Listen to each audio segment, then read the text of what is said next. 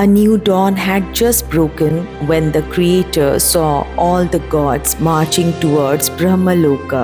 He smiled as they entered, but the next moment he turned tense.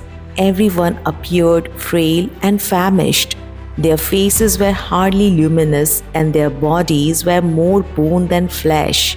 On inquiring, the Devas informed Brahma that they had nothing to eat. I don't understand. Nothing to eat? Down below on Bhuloka, the good earth is providing food for humans. They don't have to toil in any way as she keeps bearing roots and fruits. But up here in heaven, there is nothing to feed us. How do we sustain ourselves? Gods said, through yajnas. Brahma answered, the Vedas decree that when men perform yajna on earth, they make offering through Agni, the mouth of gods. Those oblations poured into the fire are carried directly to you, and in return, you grant them boons and blessings. A yajna is but a barter of energies that benefits everyone, a symbiosis that nurtures both God and humans. We know that. Indra said, humans are regularly conducting yajnas on earth, but none of their offerings are reaching us here. Why not? It is the fire god. He is failing us. Kamdeva protested. Agni came forward and folded his hands. I am truly to blame, Parampita.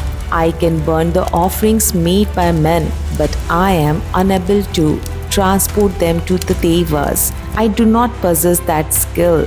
Everyone here is starving because of me. What should I do? Brahma was puzzled now. He thought a lot, but yielded no solution.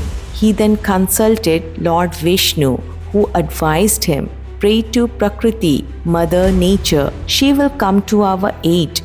The Creator invoked Prakriti, who immediately spawned a new goddess to preside over the ritual offerings.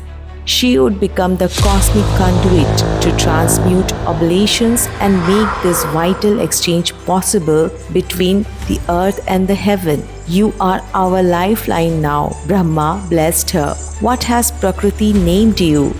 Swaha. The Creator announced, henceforth every offering made to Agni in a yajna must end with the word Swaha. If her name is not chanted, the libation poured into the fire would not reach the gods. Any incantation without Swaha shall be like a tree without fruit, a snake without venom, and a man without knowledge. The yajna shall remain incomplete and prove inauspicious. The Devi had saved the Devas. Brahma gave Swaha in marriage to Agni, and the two remained forever united.